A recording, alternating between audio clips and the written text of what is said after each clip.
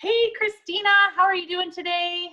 Hey, I'm great. Allie, how are you? It's a beautiful Sunday. It is. It's great. It's awesome. So for everybody who is listening to this podcast or watching this on YouTube, I'm going to introduce my guest for today. This is Christina Johnson.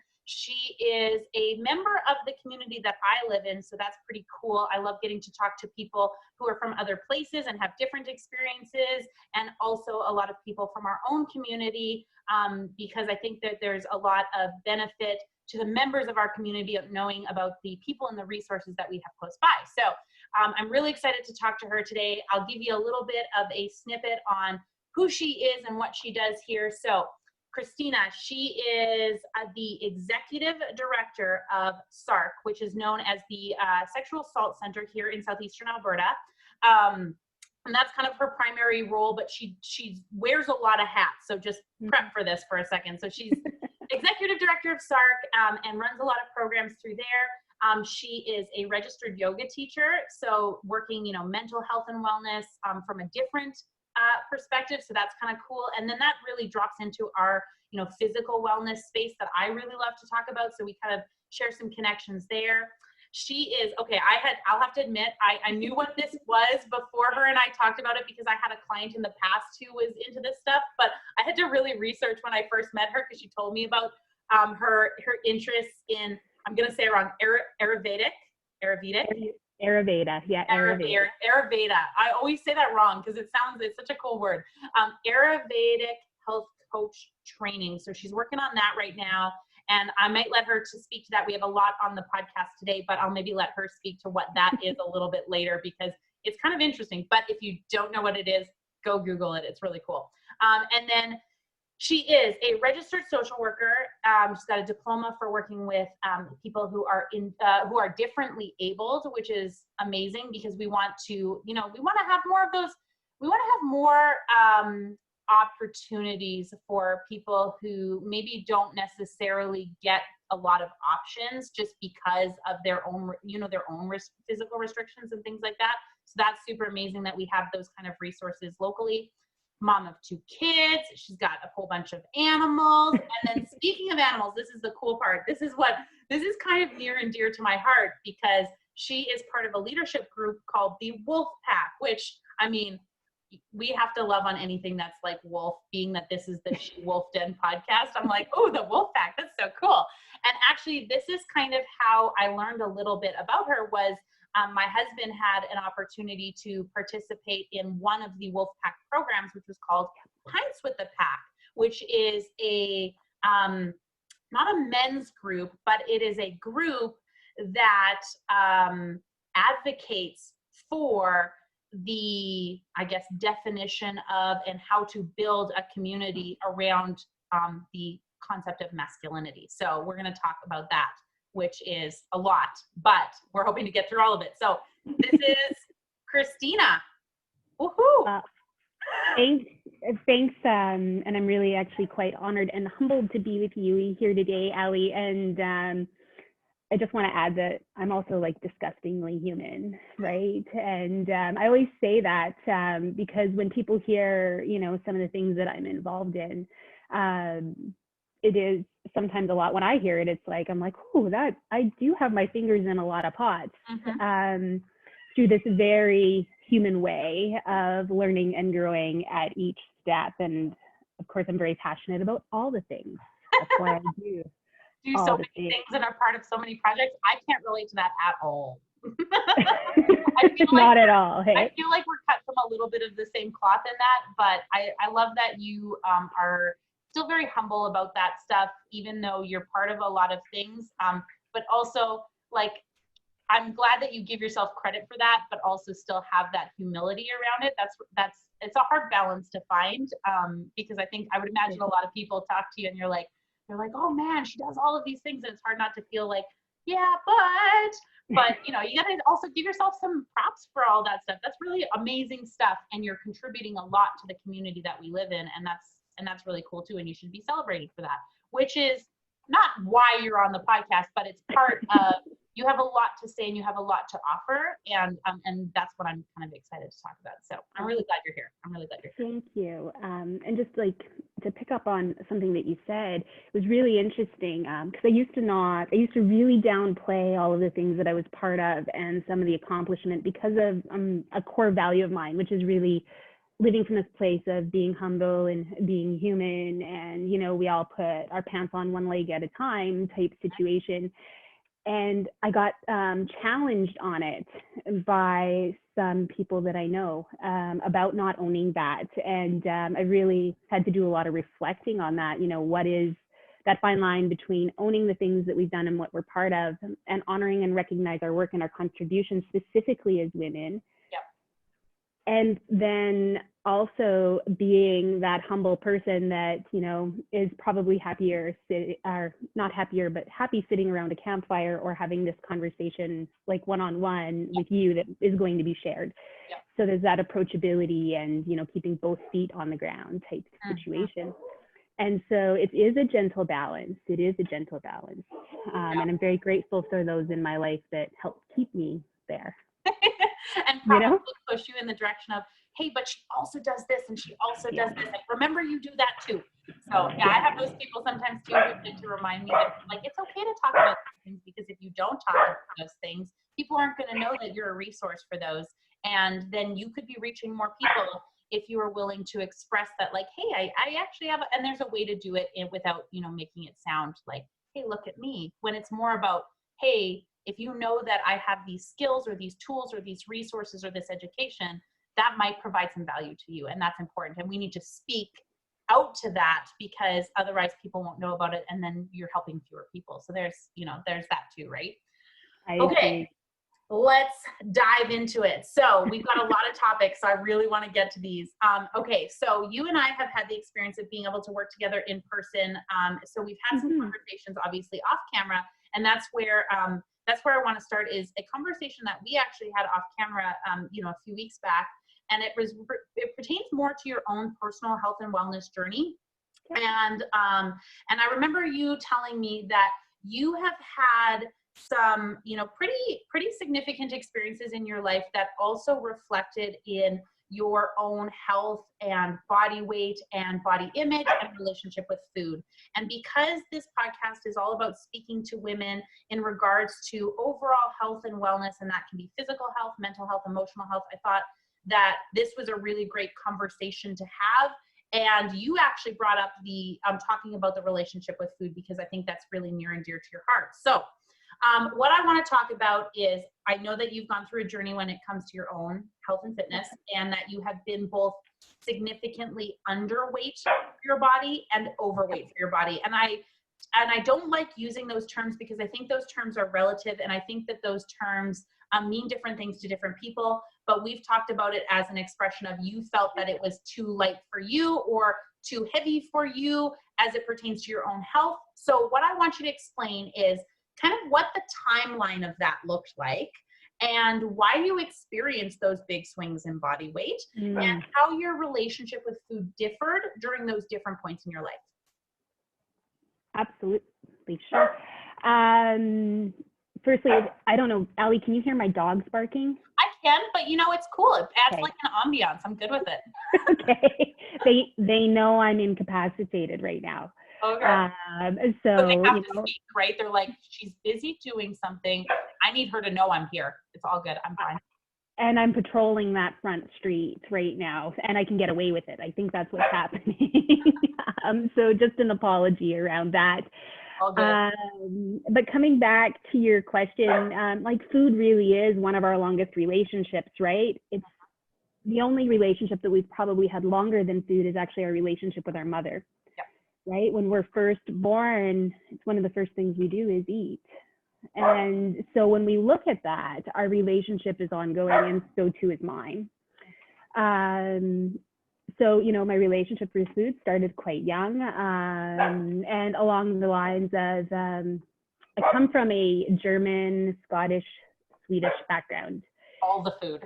All the food, and all the great food. Yes. And right, and all the great food. And my grandmother, well, you know, was definitely a prairie cook, right? So it was very simple. It was meat, potatoes, corn, beans, and carrots, or corn, beans, peas, and carrots. So I was raised, right? That you can totally. grow.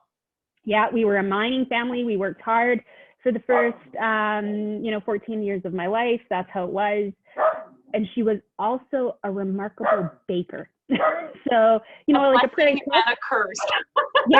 yes, a prairie cook and a remarkable baker. And so, coming from that background, we ate,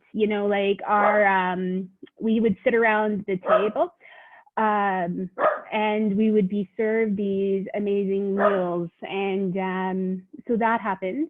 There was also, in my childhood, actually, let me back up. I forgot a piece as I started to tell the story. When I was young, around 5 years old, I spent some time in foster care. Okay. And during that time in foster care, there was an immense amount of food insecurity at that time, which meant for me learning how you ate when it was there and you finished it. So that was part of it. So that set the stage for a relationship with food. Yeah. Then when I left foster care, I was lucky enough to move in with my grandmother and my father, who raised me until I left home at the age of 18. And then she started to create this feeling with food of nurturing, right? And also of emotional eating, right? You felt bad, you ate. You felt good, you ate. You did all of these things. So I learned very young about that connection between eat until it's finished because you don't know when you'll eat again. Yeah. Right? So there's that food insecurity piece. And then also how to nurture my feelings through food. And it didn't matter what food it was, we ate. Yeah. And then specifically having a grandmother of that background, if you didn't eat, you insulted her as well. Right? It was like, right. This okay, if I'm like, no, I'm okay, it's like, well, what do you mean? Do you not like it? Like there's pressure. There's pressure there. There is pressure. Like it was like, eat. And then I remember, and so I ate. And then I remember at the age, it was probably 13 or 14, sitting down at the table and asking, and this memory for me is very vivid. And I remember eating. And I've raised two girls, and there is a stage between the age of 12 and 14 where they eat everything under the sun and you don't know where they're putting it. Yeah. But I remember both of my girls sitting there, and like a full medium pizza is gone, And I remember at that stage asking for another pork chop. I'd already had one, and asking for another one. And I remember my grandmother saying to me, and I want you to know that she was the most wonderful woman and meant no harm in this statement. Yeah. Okay. And I'm very, very grateful for her. She said to me at that stage, she said, Christy, and she's the only person who ever called me Christy, you're going to get fat. Mm-hmm. And I remember her saying that to me at that stage. And I also remember, so food, you ate the food, you ate what was on your plate, you comforted yourself with food, but it was also the first time in my history where there was a connection between eating food and shame. Yeah. And shame and self-control, and starting to actually look at the concept of body image. Yeah. And what that all meant. And so at that stage, though, I was a very high-spirited child. And I just said, but Grandma, I'm hungry and I want another pork chop. So I ate it. Wow. But again, those are the messages that start to become, then we've got those messages that are set at home, plus then the messages that are set through media. And of course, I am very proud to say I'm a 43-year-old woman who grew up in a time where social media was not part of it, but media really was part. And, in the 80s, when we start to look at the history of women and body image, it wasn't quite that fit era that was happening. It was more of a slender area after like the super slim Kate, well, it was right around the Kate Moss era, right? It wasn't fit, it was thin. skinny. It was really skinny. You know, and my intention by saying it was really skinny is not to body shame anybody, because it's just what it was. Yeah. It's just what it was. It was that Kate Moss type of body frame. Yeah. So, which then led into the fit era of body image. So that really started to set all the tones. And then my family went through a big move. I grew up in a very small community, a mining community, where I often say there was 50 people if we counted the dogs, and everybody had 2. Yeah. 14 years old and moved to a larger community, and that was a very different experience for me, and again turned to food for comfort and started to gain weight. Okay. Yeah, so that's really where my first experience with weight gain happened, and also about age 16, my first experience with weight loss, which led me through life with those ebbs and those gains that's gone through to when we spoke, Ali. You know, I feel that, and I stopped actually counting after a while because I recognized that it wasn't good for my mental nor my physical health, having lost approximately 150 pounds over my 43 years.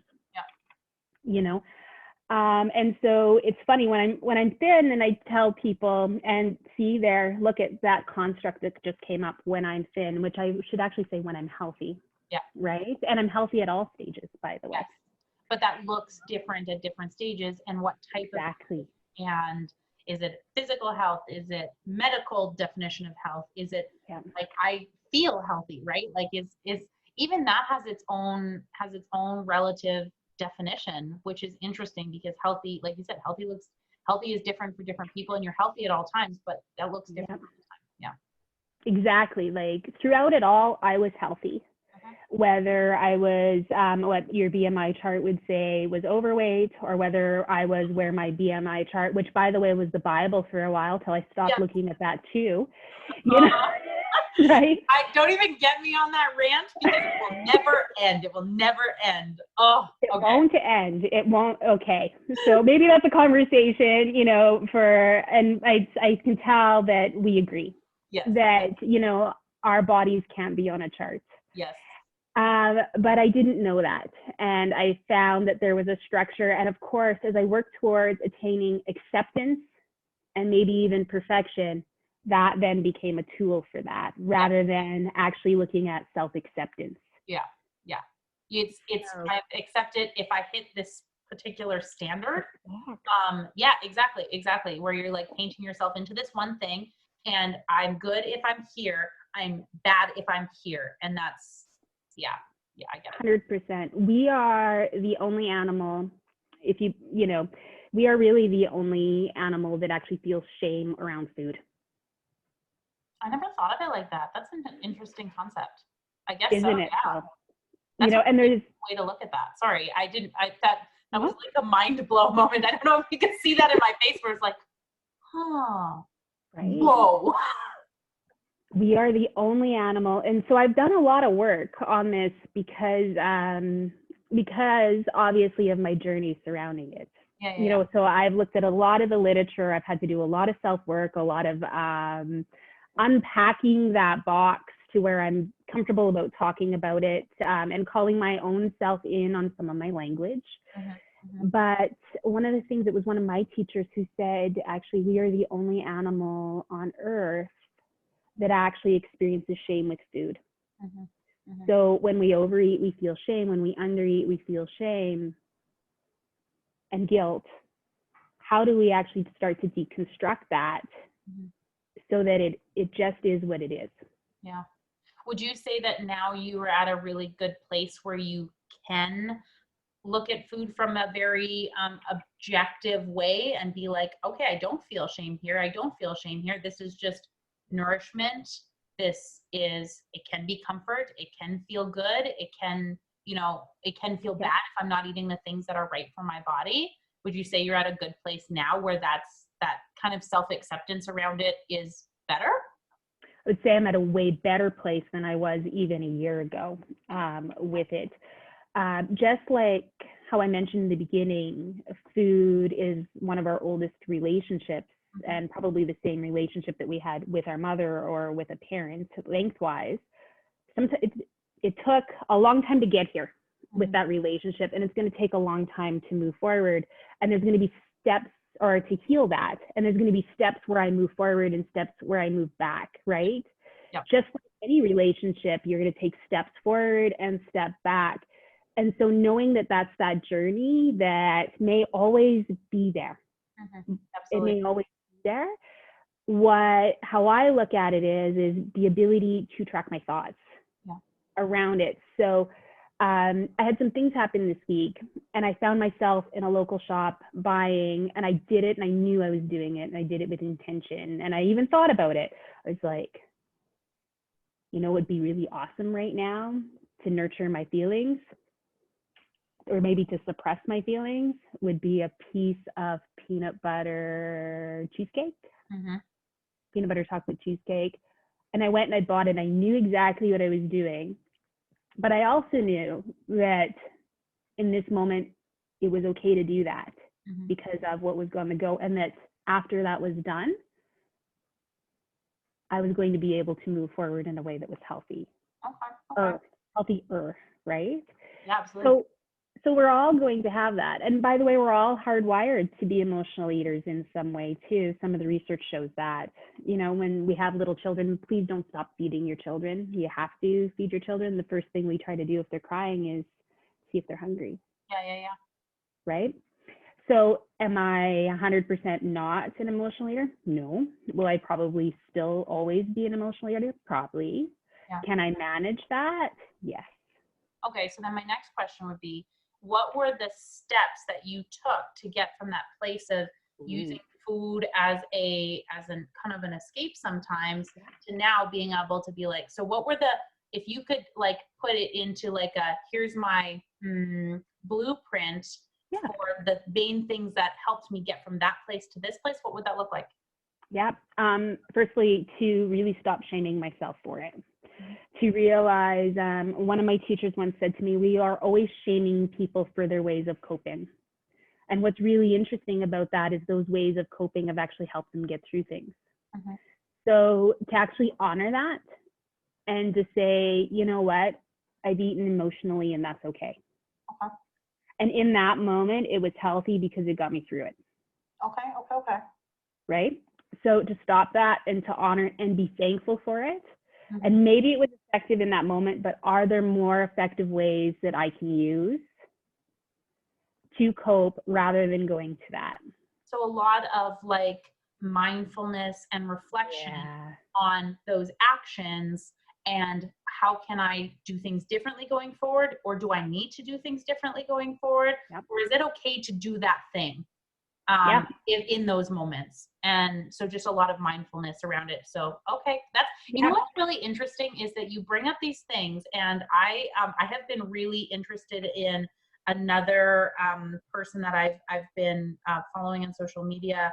Her name is Jill Coleman, and she's a fitness professional, and she's running this program that I'm pre-registered for called Moderation 365 coaching, but her whole thing is mindfulness around food. And so I've been listening to a lot of her podcasts, and I've been following a lot of her social media, and it's exactly what you're saying, where it's just like, she does this thing called, and I'm probably explaining it wrong, so I apologize, but it's called intermittent sampling. So she'll have something where she has it on the counter, like whether it's like gummy worms or something. This is the example that she used once when I saw it.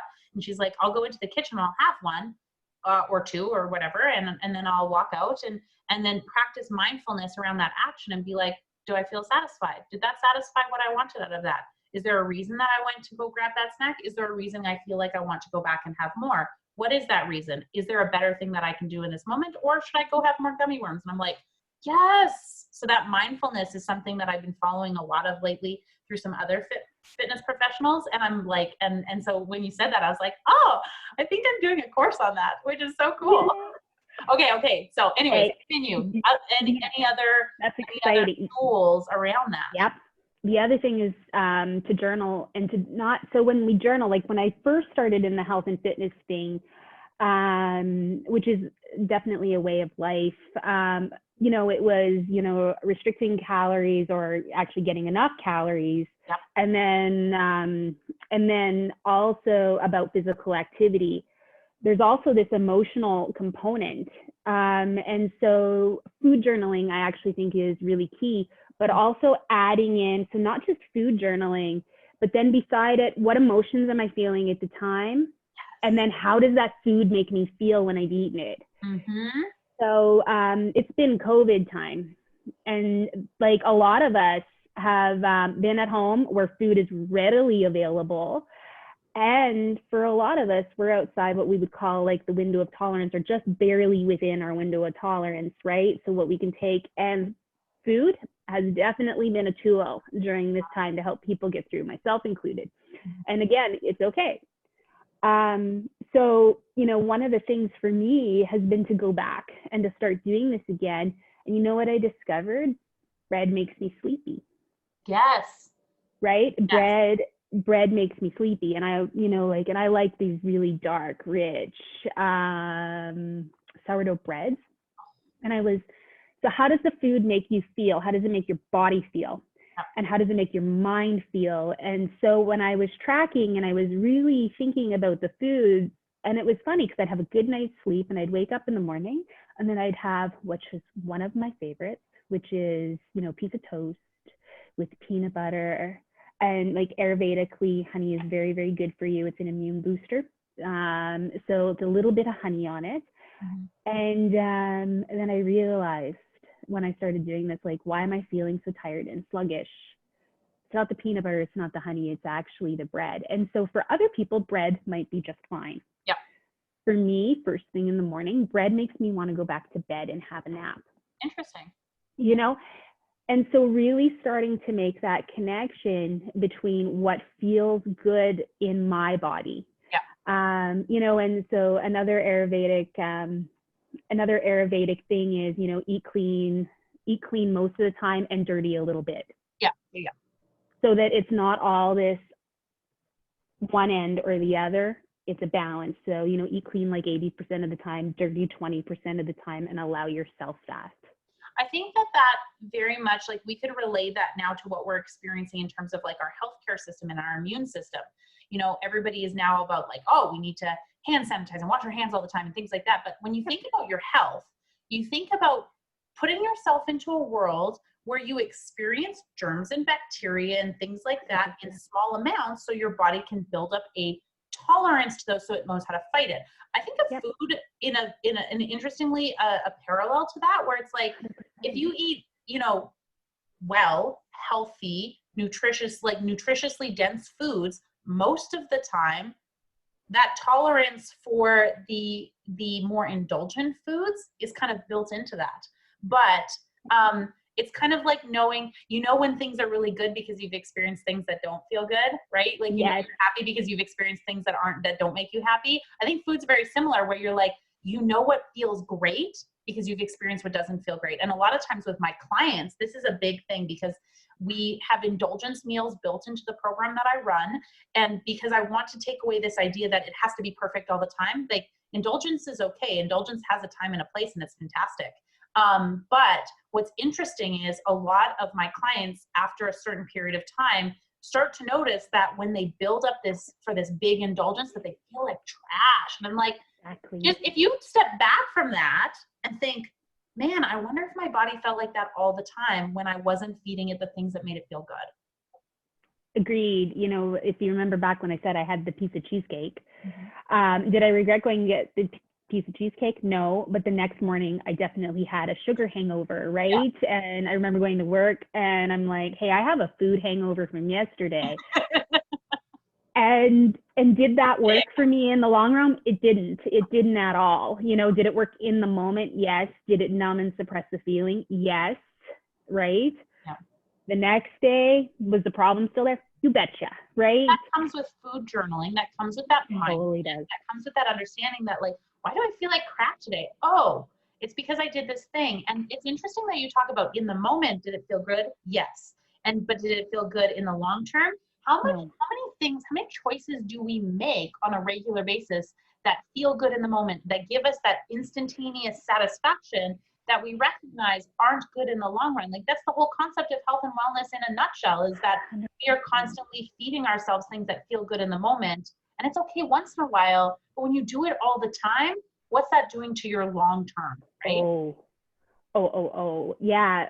You know, an example is I love coffee, and coffee, but coffee doesn't love me, or right. And what I realized was that my love for coffee, my relationship with coffee, you know, I'd get up in the morning, I'd be like, thank you, cup of coffee, like just lie to me about how much we're going to get done today, you know. And you know, and but what I didn't realize is I was actually kicking my adrenals into overdrive. And what, you know, so I'd get up in the morning and I'd have not a cup of coffee, by the way, by the time I was done, it was a pot. And then what was happening is I would go and I would do all this and I'd have that little caffeine high, and then I would have the drop in the afternoon where I just was really lethargic, but I knew if I had the coffee, I wouldn't sleep, right? So, and then, you know, like, but I thought I needed that coffee to lie to me about how much I was going to get done today. Yeah. And so then I started to roll back, and this came actually through yoga, right? And through really connecting my mind with my body, and really starting to track how I felt, some of that food journaling, some of them really, and I've practiced mindfulness for many, many years because of the stress reduction that it comes with. And really leaning into that mind-body connection. So I started rolling back coffee because I started to realize how much it was affecting me. And to the point of, you know, it took me a year, but I quit, and I don't need it to get going in the morning anymore. That's because good. I'm honoring myself. It is. Do I still love coffee? I absolutely do.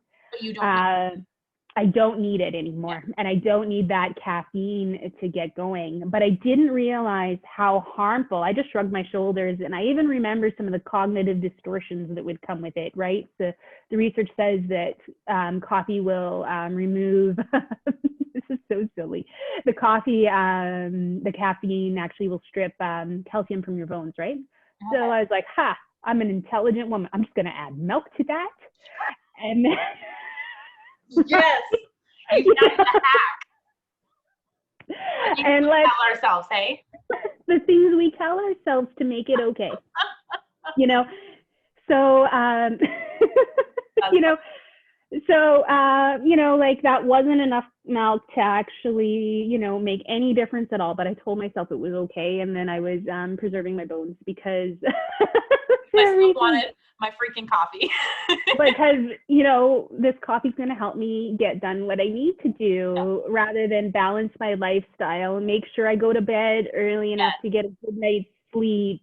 Watch how those foods are affecting me, such as sugar, sending the sugar highs and sugar lows, right? It's just like I'll meditate in another way, you know? I don't have to do any of that if I just have coffee.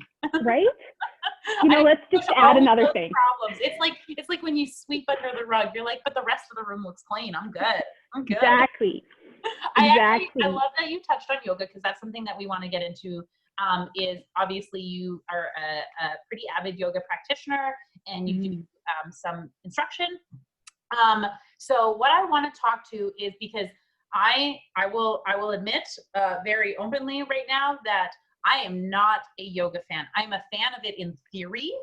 I am not a fan of it in practice because, number one, I am the most competitive person you will ever meet. And I went into a yoga class once, years and years and years ago. I've been more than once, but I'm going to talk about my first experience. My first experience with yoga, because I had a coach who was like, you need to go do yoga because you're a stress basket. Now go do the yoga, be more calm because you're out of your mind.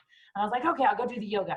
And I went in and I went to this class, and there was this older woman. She's probably 60, mid 60s. And I was beside her, and I'm thinking like, oh, I'm going to be awesome at this yoga thing. I'm strong, I'm fit. Yeah, this yoga thing is nothing on me. I'll be fine. I'm good at this. I've never done it before, but I'm going to be good at it. And I remember being next to this lady who I just imagined was going to be obviously older and not as capable because I was younger and strong and things like that. And she whooped my butt. And not that yoga is about whooping anybody's butt, but I thought it was. Like in my head, I'm like, how the hell is she so bendy? And I'm dying over here. And she's so bendy. I got to come back and beat this lady. And that's the way I did. And I came back. Okay, I did 3 power yoga days in a row, which was a terrible, terrible decision. It was absolutely horrible. I was so sore. I was so broken. And then I don't think I did it again for another 4 years. So I'm not one to speak to this. So, but just the experience of it was like, what was I thinking? That was so dumb. So I will let you speak to the benefits of it, because I obviously know that there's benefits. I have clients who speak very highly of it. Since then, I have obviously gone back to it. Not frequently by any stretch of the word, but have gone back to it on occasion, and it's fantastic. If people come to it for, relaxation, chance to unwind, chance to kind of connect with themselves mentally and emotionally, like you talked, that mind-body connection, and then obviously as a tool for their physical selves. So benefits that you have experienced and what yoga has brought to your life, and why you would recommend it for women for their physical, mental, and emotional health. You bet. Like, boom, there's the question. Give it all. So I came to yoga myself, it would be approximately 17 years ago, and practicing on and off, a lot of practicing from my home, being a very busy mom. Sometimes it was the only time I had to myself, right? Between, being a working mom, a student, and an employee. So it was actually a time that was completely for me, and then also helped reduce my stress and gave an opportunity for me to look inward and sort out what was going on in my brain. So that's really where I started to come to yoga. And then when I was taking my degree in social work, it was either my degree or no, my journey started in my diploma. I really started to research actually the clinical, Western culture ideology of the pluses of yoga and why a yogic practice is important through, again, that Western worldview. So I did that for a while as I was practicing. And then because both from a personal lived experience and then also the research reinforced how beneficial yoga is to just life in general, and also wanting to maintain being a healthy social worker and a healthy mom. Yeah. I really decided to lean into that and set the intention to become a yoga teacher. So that was part of it. And then I took my yoga teacher training, which was one of the hardest experiences that I'd been through in my life from a training perspective, because boy, did I ever have to look at me. And one of the things that we would say in yoga is that your experiences on your mat often mirror your experiences in life, right? Which you just talked about, right? You're like, I'm competitive, and that lady was going down, right? And, and that's okay. And then like my invitation would be like that in yoga, our competitor is with ourselves. Yeah. Yeah. Right. And anything, I always say, like, I'm only trying to be better than who, we try to tell people, I'm only trying to be better than who I was yesterday. I'm not comparing to any, but my younger self was not as intelligent about this. My younger self was like, I'm going to beat the 65-year-old lady who's more bendy than me. Now I'm like, I should just probably be better than I was yesterday. But no, I was young and a little dumb. I will admit, I was a little dumb. I want you to know, like when you said we're cut from the same cloth, I actually get it. I'm a highly competitive person. In Ayurvedic, we say like I definitely have a pitta personality, right? Which is like, oh yeah? Yeah. Watch me. Exactly. Like there's a reason why I don't play competitive sports. It would be dangerous for everybody involved. Exactly. And nonetheless, because it's something where I've spent a long time really moving away from that striving into this place of acceptance of where I am. And if the other things happen, then it does, right? And that's taken a lot of work. Oh, I bet. And the interesting part of it is, and this is a conversation that I have a lot, it's okay to accept you and your skills and where you are now, but still want to improve. So that competitive nature is a good thing, because that desire for self-improvement is not one that we want to get rid of, but it's also understanding that that desire for self-improvement does not have to be hinged on hating where you are right now. 100%. Each part of our lives, so just like in yoga, each step of the way is just as important as the next one. Oh, I love that. I love that. You know, and each part of our process and each part of our history is just as important to making us who we are today as the next one. And so, you know, today I can touch my toes on my mat and tomorrow maybe I can't. Mm-hmm. And then maybe tomorrow I can actually put my hands flat down on my mat, and that's okay too. Mm-hmm. And so just like that step forward, step back that you were talking about with like your journey in relationship to food. I will step forward, but there will also be some steps back.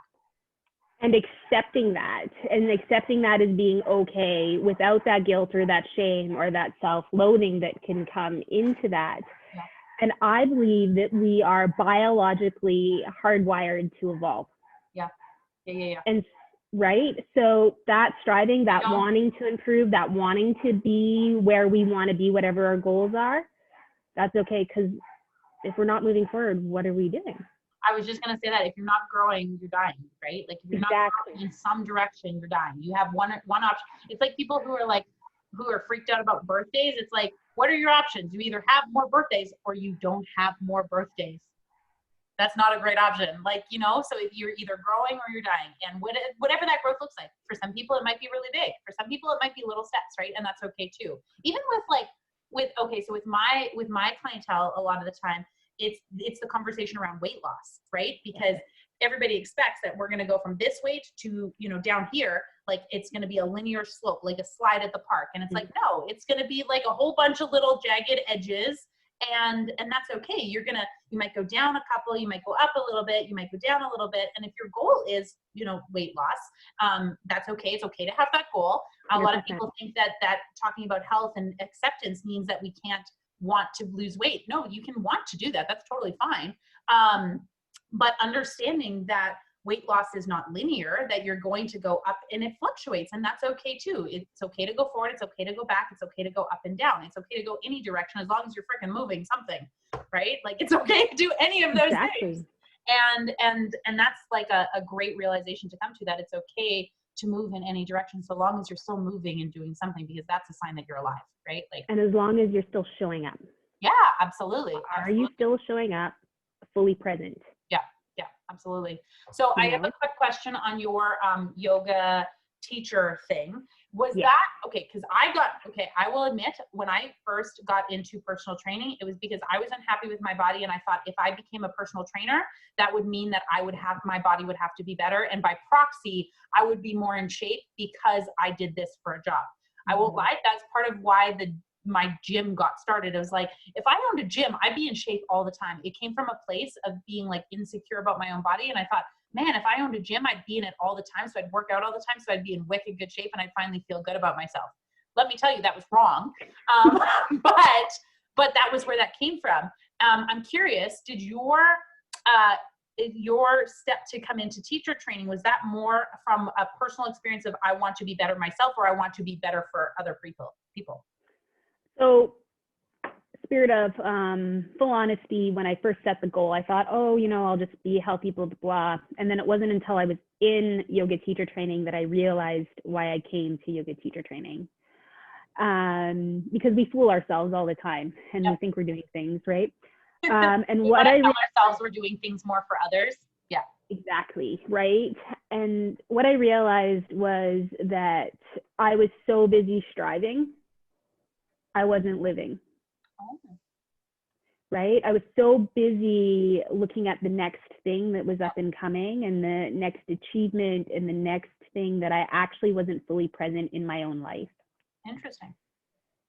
And so, and that's what yoga helped me to do. It helped me to slow down and look internally so that I could be fully present in my projects, in my life, and in my relationships. So, and rather than looking at all these things externally, fully engaging in the relationship that I'm in this moment, whether it's my relationship with food, my relationship with people, my relationship with social issues, Yeah. And being right there. Yeah. And so that's actually why I came to yoga, I think, was to learn that lesson, to slow down, that it isn't about the next checkbox, that it's actually about authentic relationships wherever they lie. And then from there, how do I take this learned experience of my own and help then to hold space for others to be able to do that? So if you ever come to my yoga class, like, it drives some people nuts in the beginning because it's about that mind-body connection as well as fitness. You know, we're asking you to lift your own weight, which is a lot often. And it's hard. It's hard. Yeah, it is hard. Yoga is hard. And then I'm also asking you at times to slow down and to be here without rushing to the next step. Right? Because that's what we always want to do. And that's what I want to do. And I'm caught up in it all the time. Right? Yeah. What's next? What's next? What's next? Give me the next challenge. Let me do the next thing. Rather than, how does my body feel in this moment right now? How does my mind feel in this moment right now? I think we want to go to the next thing because we don't really want to think about the thing right now. It's uncomfortable. It's uncomfortable to be present in that moment. It's uncomfortable to face those things that we probably don't want to face. And I find that, and you might find this with yoga, I find it with martial arts sometimes, where when I get into, or working out or anything like that, when I get into that moment and you strip away, like, you're physically exhausted, you no longer can create that barrier because you're so exhausted that it just kind of overflows you because you can't push it away anymore. You can't push it down anymore. And I find that there are certain activities that I've done. I used to do it with kickboxing all the time. If I was really stressed out, if I was really tired, if I was really upset about something, I'd go. And I remember going one night and it was really late at night. I couldn't sleep and I was stressed about, I don't remember what anymore, but I went and it was like 2:00 in the morning and I went to my martial arts studio. I unlocked the door, went inside and I turned the music so loud and I just hit the bag until I was bawling. And it was like, what the heck just happened? I felt like I got hit by a truck, but I was so physically exhausted, I couldn't hold it back anymore. And I think that's why people want to rush, is because holding in that moment makes them so physically exhausted that they have nothing but to face whatever is here and whatever is here, and just kind of let that out because you can't physically contain it anymore. I absolutely agree. I've firstly, I think there's actually a parable with how martial arts are meditative as well, as well as yoga is, right? Like when you drop into that zone, I bet you didn't even hear the music anymore. Oh, probably not. I don't hear, right? I found in the past when I did fights, like it sounds really brutal, but I don't hear anything at all. I don't hear my coach. I don't hear anything because, well, first of all, somebody's going to punch you in the face. So you're kind of focused on one thing that's in front of you, but you're so focused in on what's happening here that it's like everything else just blurs and disappears. Like there's no other stimulus anywhere. It's crazy. I could totally see how you'd say that it's very meditative. I've never put that word to it, but yeah, that's exactly what it is. Yeah. So what we would say is that the monkey mind, that mind that's going all the time, has dropped, and actually the true self is starting to come in, that's right? Cool. And we're actually being able to notice. Mm-hmm. So, and martial arts can do that as well as yoga. And I've taken martial arts in my youth, and so I can see where that parallel, like where it occurs. Although don't ask me anything because like most of that stuff's all gone now. So I think that's great. And yeah, and I lost your question, Ali. I got so focused on that. I loved it. It's supposed to shift. It's supposed to move. It's supposed to, you know what? You answered it right at the beginning, and then we just kept chatting about it. Actually, you know what? It's perfect because what I wanted to go to next, and you actually touched on it, was this idea that, of checking the boxes and doing things that we perceive are for that strive, right? Instead of living. Because I think that a lot of the work that you do would be perceived as being for other people, right? Yep. It's And I don't want to take away from what you do at all, but I think that it would be easy to be like, oh, she does this for, you know, for this group of people. Like, your jobs are always giving. They're always giving. Your yoga instruction is giving to others, right? It's providing a resource for others. It's not inherently selfish, right? I think it's inherently giving.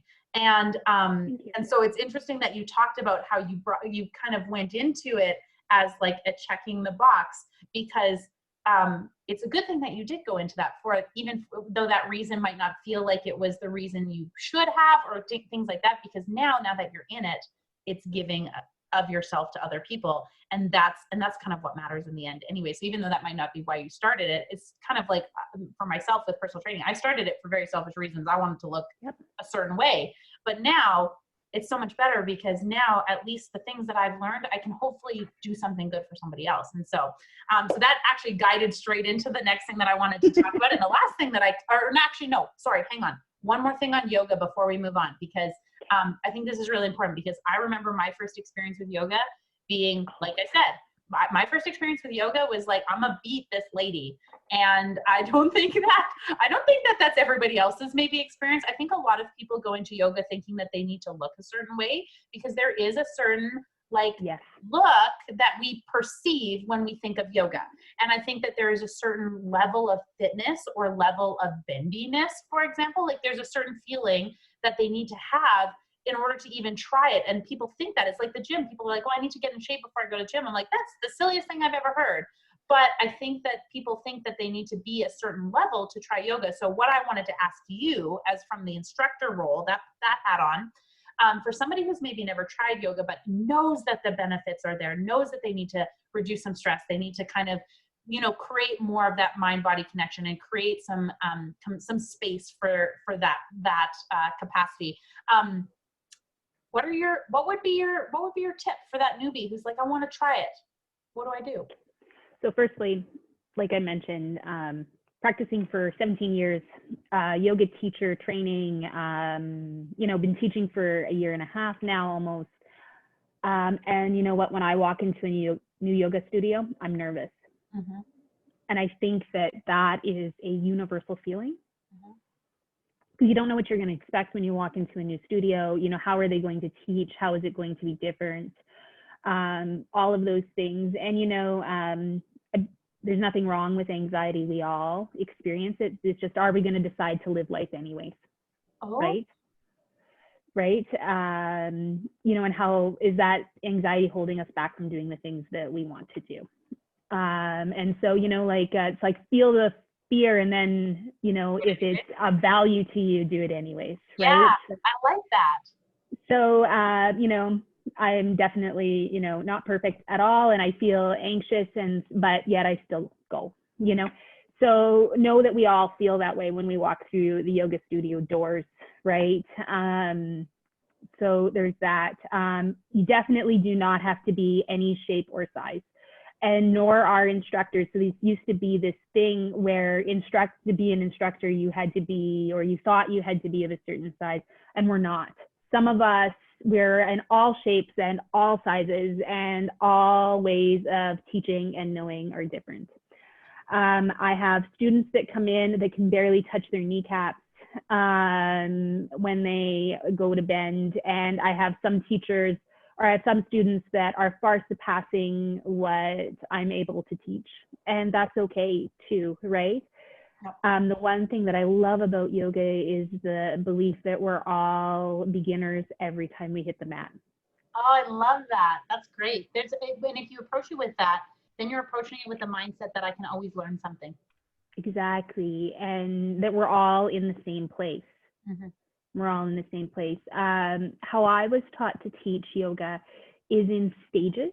Mm-hmm. So I'll say, do this. And that is more than enough. And if there's space in your body today, then this is the next thing you can do. Yeah. And that's more than enough. Or there's this next thing. And to really work forward through the stages of the body, as well as the stages of development with the pose, with this non-judgmental stance. Yeah. So what you can do is what you can do. And some days you if might have more and some days you might have less, like you talked about, exactly, right? One step forward, exactly.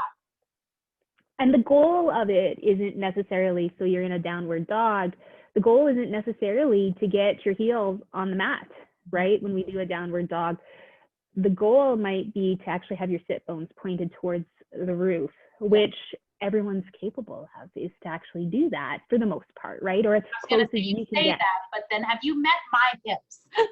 Yes, because I think we had that discussion, you know. We totally have had this discussion. You know, so, you know, but what does that look like for you? And how do we get there for you? Yeah. And then encouraging you to know that, and this is, I think, why so many people are drawn to yoga, is that your mat is your island. And once you're in that zone, like, firstly, everybody thinks everybody's watching you. They're not. They're totally concerned about what's happening on their mat with them. Yeah. And the moment they hit that zone, they could actually give a crap less, right? Like, you know, about, you know, like people readjusting their clothing and being worried about things. No one's looking at you, I promise. I say that in the gym too, because people come in, they're like, I'm worried that people are staring at me. They don't know what I'm doing. I was like, you know, that guy over there who's bicep curling, he's worried about whether he thinks his arms are big. If everybody's worried about who's watching them, nobody's watching. We're all watching ourselves because we're worried about other people watching us. That means nobody else is watching. Like, but that's the exact same thing, right? If you're worried about what everybody else is doing, who are you focusing on? You're focusing on you. Don't you think they're doing the same thing? They're worried about everybody else, so they're focusing on them, which means they don't have time to look at you. And I'm in that moment, like when I'm at the gym and I'm in that moment and I'm doing that movement, I am focusing on doing it properly so that, you know, number one, I'm getting the most out of it. And number two, I don't injure myself. Yeah, exactly. So in that moment, anybody else? I have no time for watching anybody else because I want. And then when you're on your rest, you're scrolling your phone or something. So you really don't have time for anybody else. No. Thank you, Facebook. Exactly. You know, but honestly, when you're on your mat, no one is paying attention at all. And as an instructor, I'm not there judging you. What I see is bodies and I see movement. And then I'm seeing, how do I help you evolve to that next place? Yeah. Or maybe this place is actually good enough, you know, and just enough at this time. Or maybe go back. Exactly. That's another one too. We do that with exercises in the gym, where it's like, you could reach for a progression. There's progressions, there's regressions. You could reach for a progression, but you'd actually probably get more if you went into a regression, so that you can focus on this, this, and this, because this, you're focusing on other things and you can't focus on these things. So sometimes a regression, sometimes stepping back is actually more beneficial than stepping forward. It is stepping forward. Right? Stepping forward is in a different way, right? When I took my yoga teacher training, it hurt my ego. Oh, I bet. Well, in many ways. But before I took my yoga teacher training, I could go into a pose like triangle and move forward and touch the floor. And then when I realized that I was actually doing the pose very incorrectly after 15 years of doing it incorrectly, and she repositioned me to be able to move forward and actually do it in a way that my body was going to benefit the most from, I had to step back, which meant that I was nowhere near the floor at all. Nowhere near as good as you thought you were at that move, because it was really a different move at that point. Exactly. And so, you know, and then yoga also has this other philosophy about being in alignment, right? So when you're in alignment in your life, you're in alignment on your mat.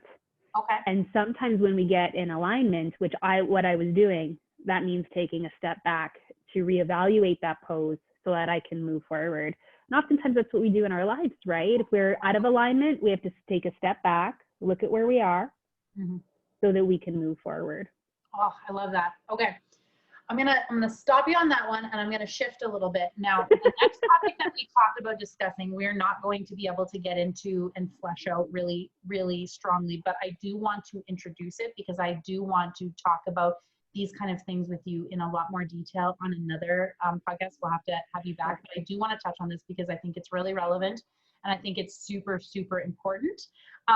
So, I mean, obviously you're aware, and I think many of the people in our community are aware of some of the events that have happened lately in regards to some of the young men in our community taking their own lives. And it's very, very sad and very, it's really raw for a lot of people at this point. And the program that we talked about at the beginning that you run or that you're part of, the leadership group Wolfpack, and particularly the program Pints with the Pack, because that's the one that I understand and know about, and the space that you're creating to discuss masculinity and create a space for men to explore that and decide what that means for them or express themselves in a way that maybe hasn't been allowed in the past. I think that's conversations that needs to be happening more often. And I think that as it pertains to women, because this podcast is directed primarily for women, and I remember that you and I have had a conversation about feminism, which is a podcast all by itself. So we will discuss that totally at a different time. But I remember you saying something about we can't have like feminism and the space for women without men.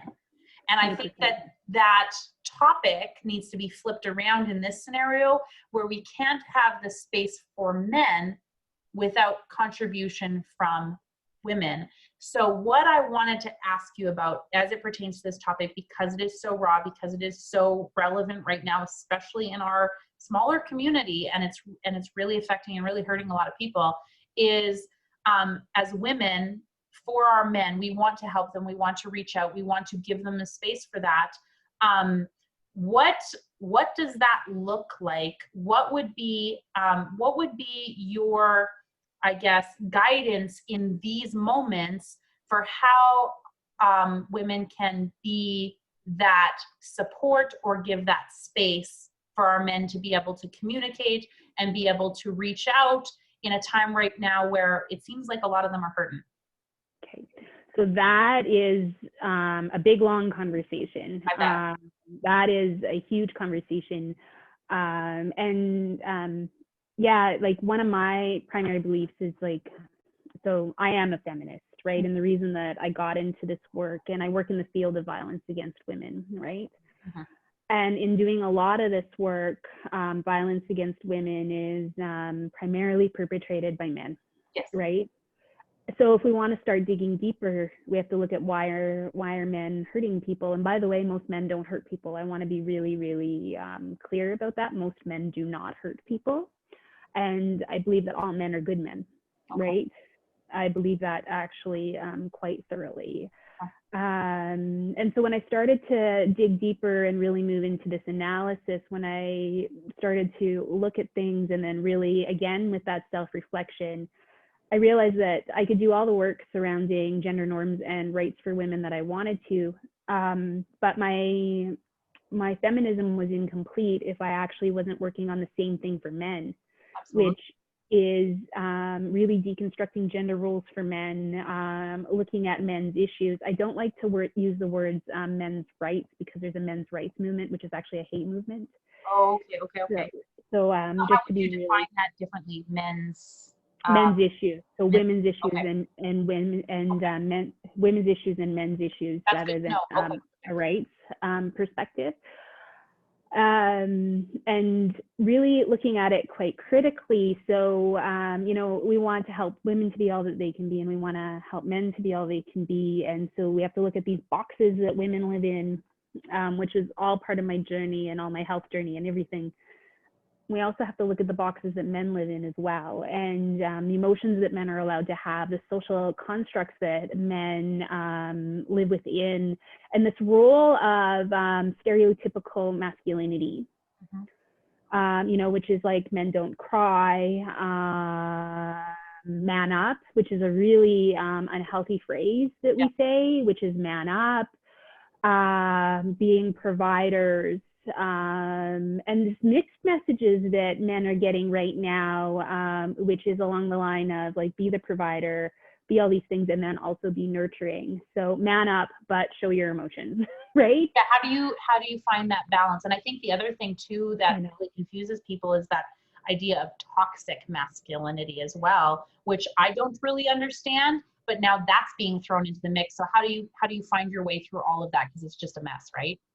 I agree. And so we've really taken a look, and the word, like when we sit at the Wolfpack table, we've talked about that term toxic masculinity, and because I do not believe that men are toxic. I actually love men quite a lot.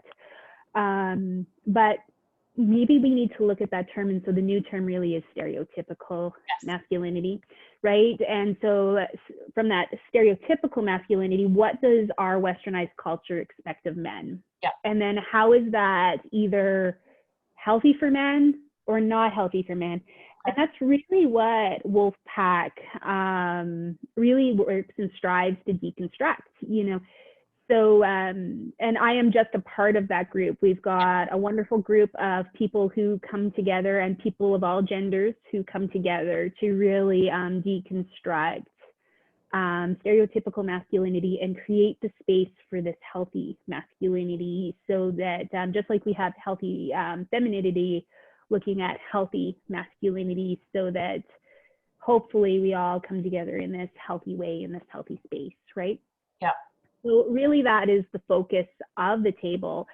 And one of my observations is that most people who come to the table have been craving these conversations for a long time. Mm-hmm. These spaces where it's safe to be vulnerable, and that most of the conversations are universal. So how does it feel to identify as being a man and parent? Mm-hmm. What are those feelings? How does it feel like to identify as a man and be in a position of leadership? Mm-hmm. How does that feel?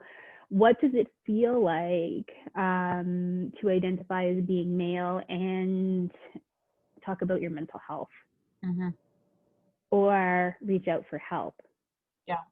And really deconstructing. So one of the things, you know, like real men don't cry. Mm-hmm. Real men don't ask for help, let alone directions, right? Yep. You know, like those sorts of things. But then when we're not feeling well and we're not doing well, those are the very gender roles that actually stop us from saying, hey, I'm actually not doing well, and reaching out for supports from our loved ones, and also reaching out for supports from mental health professionals. All right. So a lot of it is just basically creating spaces and or resources for the conversation, and then sitting back and letting those conversations happen in a non-judgmental way, and then, you know, and then really reflecting on some of the terms and the phrases that we use on a regular basis that we've become used to using, and we've, like you said, stereotypically used, and being aware of our language around that. That's no different than the language that you were using when it related to body image. I think that's really interesting, that like, it's not simple, because like you said, this is a huge conversation. So I understand that it's hard to say, like, what can we do without having a gigantic conversation, but it really comes down to something as simple as creating space for conversation, and then being self-aware enough to know about our own language and our own stereotypes that we have, that we maybe don't recognize. And that's 100%. And that would be probably your very first stepping stone, is just self-awareness and building opportunities for conversation. I would call it a brave space, for creating these brave spaces where we can talk in a way that's vulnerable and authentic. The other thing I would say is ask the question. Okay. But don't just ask it once, right? Yeah. So here's the thing. We go into Safeway and we get asked, how are you? And the reality is that it's a social nicety, and it may not be Safeway, it could be any store. How are you? The expected response is, good, thank you, how are you? And it's good, thank you, right? And so there's this social nicety that happens, and we do it all the time. We do it to each other, you know, it's that social nicety. So we are wired or socialized to give that positive social response. So how are you? I'm all right, you know? And my friends hate me being a social worker, by the way, because if you say I'm all right or I'm okay, I'm going to ask you again. Right? And I'm going to say, you just said okay. How are you really? Yeah. You know? And so one of the things that I was having a conversation with a friend the other day, and he said that he wasn't doing all right. And his wife asked him if he was all right. And he said he was all right. And I asked him what would have made him or created the space for him to talk more. And he said, I wanted her to ask me again. It's interesting that it's like we want and we expect that, but then I'm trying to find the way to say this, but we want to expect it, but the other person doesn't realize that we want to expect that. And it's like, man, it's part of our job too, to tell them like, hey, you know, when I say that, ask me again, because I know that I probably should have just said it the first time, but I wanted you to, like, we have these things in our head, these weird little games that we play. I know I do it too, where it's like, where, you know, my husband's done something and he'll be like, well, what's wrong? And I'll be like, nothing, I'm fine. You know, I'm fine, right? I do. And he's like, well, I'm not going to ask that question again because I know the answer to that question is not something I want to hear. And I just want him to ask one more time, like, hey, but just to show, like, you actually care. You didn't just ask because you thought you were supposed to ask. You asked because you wanted to know. But isn't it interesting how we're like, yeah, I wanted them to ask again, but sometimes we don't tell them that we need them to ask again. Like it's hard because while the one person should always do that, we need to also tell them we need you to ask again. Like there's so much there. Like I know I do it all the time where it's like, I just want you to do this thing. You should know that you should do this thing. But then it's also my responsibility to tell them to do this thing. But it's also their responsibility to know that they should ask more. 100%. Or create the space for it, right? Yeah. Like, and you know, like, so how are you? I'm okay. And then, you know, like you could say, you know, hey, like before, this is what I used to see, you know, like you're laughing and joking and returning my texts and blah, blah, blah. And that's changed lately. Like now I see this and this and this. Yeah. Like, dude, are you okay? And by the way, for me, dude is gender neutral. I say dude to everybody. But like, dude, are you all right? Like, what's going on? And if you've been socialized, and some of us women have been socialized this way too, although we have definitely more room to play in the emotion-wise. You know, I grew up, like I said, mining, hardworking. If someone asked you how you were, you said okay, right? Yeah. You know, and so men are socialized that way. Like, no matter what, I'm okay because I'm holding this all together. You don't want to bother anybody too you don't want to burden anybody with what's going on, right? So I think that's a huge thing too, is feeling like if you express it, you're being a burden on somebody's time or their energy and things like that. That's part of that too, right? You say you're okay because otherwise you're being a bother. And I'm not manning up. Yeah, absolutely. Right? Which means that I'm less of a man. When it's exactly the opposite. Totally. It takes far more bravery to actually say, I'm not doing well right now. Or actually, I'm really, really sad. It takes, because there's the man box, right? We talk about that a lot.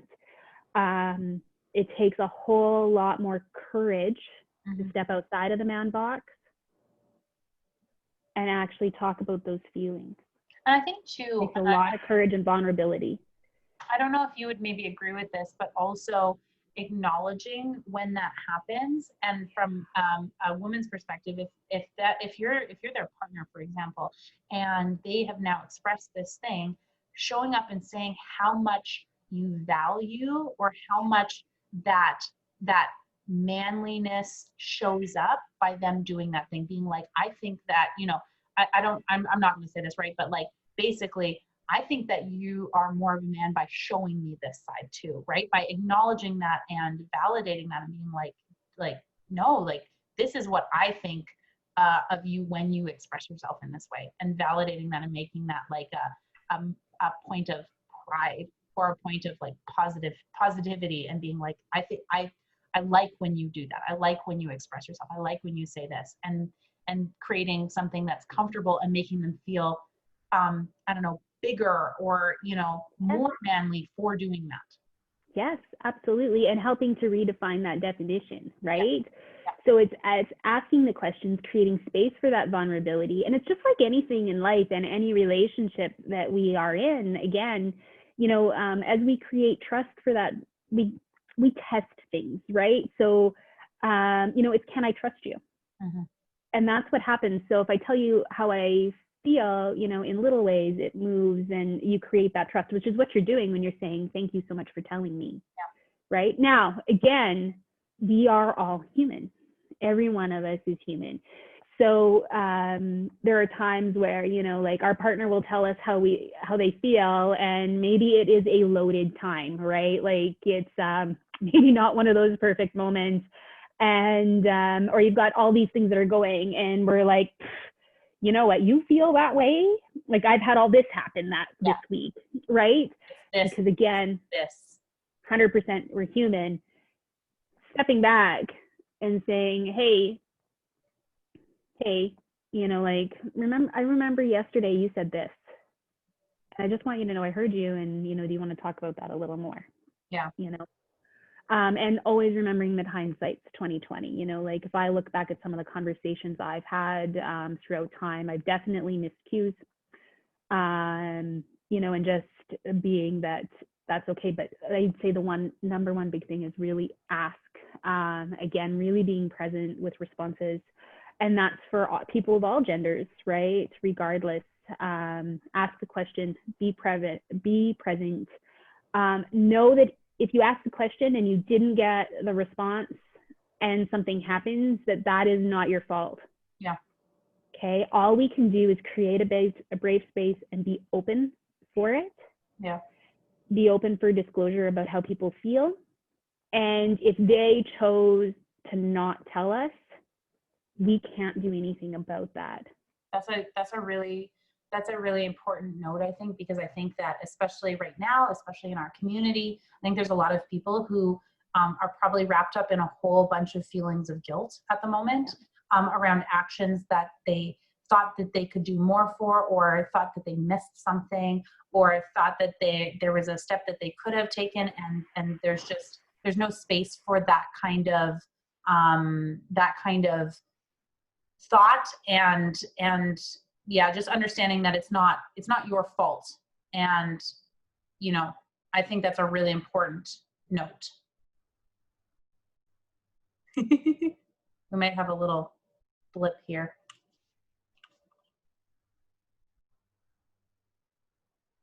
Oh, maybe. For those who are listening and are watching, we got a little bit of a pause in my broadcast here.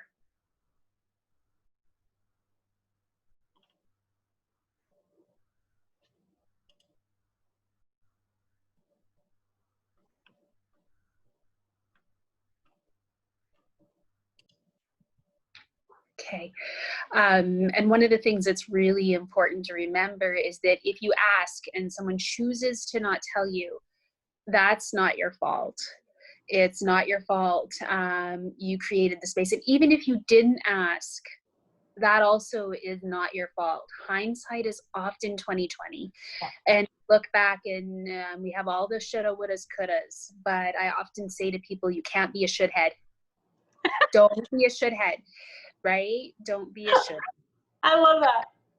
I think a lot of people right now, just on based on what's kind of been going on with our community, with some of the young men in our community, I think there are a lot of, you know, partners and spouses and families who are like, did I ask enough? Did I do enough? Did I push when I should have pulled, or did I pull when I should have pushed, or whatever?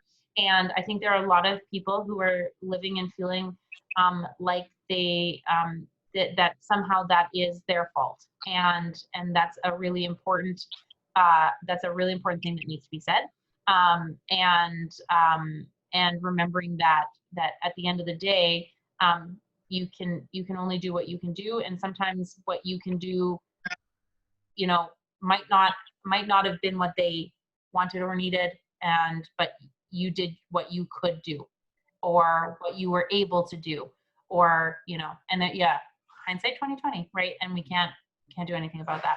If we could, we'd all, you know, have, you know, won the lottery and, you know, fixed climate change or something. You know what I mean? Like, if we all knew ahead of time what was going to happen, we would all make different decisions, right? But part of that too is knowing that what we've done makes us who we are. So there's that piece as well. So no, I like that you touched on that, because I do think that that's a really relevant feeling. And I think that that needs to be spoken to, because there are probably a lot of people who are hurting and feeling a little bit of that, right? All right. I think that there are a lot of people, and so, you know, like, don't be a shithead. Don't, you know, I would invite you to not go around in this place of hypervigilance that every time someone has a feeling that, that they might be suicidal, you know, there's nothing ever wrong with asking the question as well, you know, like, are you suicidal? And people will tell you yes or tell you no. And again, that's something you can do. Get involved with places that are creating brave spaces for men to actually step outside of that man box, to really challenge stereotypical masculinity, like Wolfpack. Do your own reading. Of course, be cautious though with that own reading, and practice a critical analysis, because a lot of things that are, well, that's with everything, of course. Yeah. But a lot of things that are placed around healthy masculinity oftentimes can have pieces of misogyny placed inside as well, that reinforce that stereotypical masculinity. So of course, as with anything, with discernment, and I think that one of the best ways to make change is to actually get involved, which is why I'm involved with things like Wolfpack, things like my work with SARC. Is if we really want to create change in something, let's get involved in things that actually will change the system or society, to create space for men's healing, for women's healing, so that we all live in these healthier communities. And then we all move forward in such a way, you know? Yeah. And so I'm curious about that. So with the Wolfpack thing, as we're talking about it, can you speak to a little bit of like what meetings look like? If somebody wants to get involved, what would they do if they wanted to get involved? Super easy. You show up, you don't even have to say anything. Well, that's probably kind of the point sometimes, right? Is sit there and listen and don't say anything, creating that space. What it becomes is, you know, it's funny, like doing a podcast or something you think would be really scary. You know, and I was a little anxious when I showed up, but really this is a conversation between you and I that's, you know, going to be published later. But in this moment, it's a conversation between you and I. Yeah. Right. And that's really what happens at Wolfpack, except it won't be published, and that space is a space of confidentiality. Yeah. It's really a bunch of people of all genders sitting around a table talking about things that pertain not just to men, but to all of us. And that's why it's people of all genders who come. Yeah. We all have a piece to play. You know, if you identify as being female, you have a place to play so that you're not reinforcing stereotypical masculinity. You know, and, you know, people who identify as male or have a place to play, people who identify as any gender have a place at the table. And it just becomes, and there's a facilitator, and members of the leadership group will greet you when you come in. You know, there's a facilitator. Keeps everything on task, you know, the type stuff, right? And usually they tell a personal story. Yeah. You know, about something that's happened to them in their lives and how that pertains to where they are today, some of their journey. And then we talk. That's cool. And we talk about that. And so sometimes we start out talking about one thing and we end up way somewhere else, much like— That's kind of like this podcast. Right? That's kind of like this. So if somebody wanted to look into that, is there a email, a Facebook group? Is like, where do they find the information to be able to get a part of that? Because I think that's important. Yeah, there's Pints with the Pack. If you look up Pints with the Pack, I think it's Medicine Hat on Facebook. We do have a— they can email me at my work email, which is just Christina at mhsarc.com. I can tell them more. And then we go from there. The group meets once a month, and historically it's been at Travois that they meet, and we'll determine, we're meeting actually next week, the leadership group, to determine how we're going to roll things out in September, whether it'll be on via Zoom or whether it'll be a face-to-face meeting. We'll see how it goes. And well, it's really hard right now, right, because of social distancing. And so, yeah, you just basically keep track, follow the Pints with the Pack page, because it will be announced, like the date, the time, the location, and the topic. And come in this place of curiosity. You know, and people of all, like I said, people of all genders are welcome at the table, because we all have a part to play. And just be curious with no expectation and no pressure. People are like, oh my goodness, if I come, I have to say anything. No, you don't. You'll be offered space if you choose. Yeah. You don't have to say a word. Okay. Now, if somebody was interested in some of the other work that you do and the programs that you offer and things like that, what kind of, where would they be able to, you know, follow what you're doing, or connect with you? Like, where's the best place to either connect with you? Obviously you gave your email, but if they wanted to maybe see what you're doing on social media and some of the programs that you're putting out there, where's the best place to find you in terms of your programs or your personal journey that you would be willing to share, so that other people could join in on that? Sure. For my personal journey, I have a page that's called, I haven't updated it lately, but if people were interested in a bit of that journey, it's called an Empower You Yoga Facebook page. Okay. And so and I do teach at the Loft. I teach a class that's called Empower You. Okay. So I teach that. From a SARC perspective, just following the SARC Facebook page as well, which is Medicine Hat SARC. If you wanted to those for sure, when we do the notes for this, I'll link all of those when I post it, so that if anybody wants to connect with any of those, they'll have the links there. Sure. And then if you want to get a hold of me personally, that email that I shared is, or personally, professionally, or whatever, following that email that I shared would be one of the best places. But yeah, like there's so many different things that we've spoken about today, and like they might be interested in a lot of different stuff. Right? Like yeah, so you know that yeah, it's interesting, and I'm a little bit of everywhere, you know. I just try to said, where do we find you specifically, because depending on what there's a lot of different things. I'll make sure to link all of those.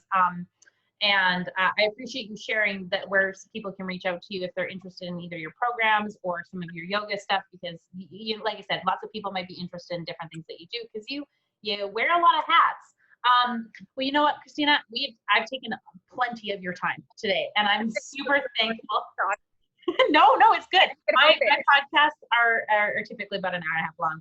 I try and cap them at an hour. They end up being an hour and a half. Like, I think about them being an hour. That just hasn't happened so far. So maybe one day I'll get there. I'm working on it. But no, I think that it's important to have a lot of these conversations. So I never want to cap what somebody has to say, because there's little bits and pieces that you can get out of all sorts of things. And I like having these conversations. So I'm really, really thankful that you gave me the opportunity to talk to you and took the time out of your Sunday to chat and to kind of bring some of your resources to the table. And I am very excited to have you back to talk about more of your stuff with SARC down the road, because that's a whole different conversation, and feminism and all that stuff, because we could have hours and hours of conversation, I feel like. So we'll have to do this again. I would be excited and honored, of course, to meet with you again. And, you know, Ali, I just want to thank you for creating this space, you know, and just like you do in your gyms and in your coaching, this space for these honest and vulnerable conversations where we're actually addressing real topics, you know, that's a little more. And of course, we need to talk about the weather. It's very valid, you know, but really address art topics, you know, like women in food, stereotypical masculinity, and like how to get on your mat if you choose to get on your mat, you know, and what that could look like. And you know, if there's, of course, you know, reach out to me through any of those modalities. You know, there's Facebook, there's my email. You know, if you're interested in any of those things, we can have those conversations. For sure. I love it. All right. Well, I'm going to wrap this one up. Thank you again for joining us on the She Wolf Den podcast. And we will talk again very, very soon. Thanks so much, Christina. Thanks for having me, Allie.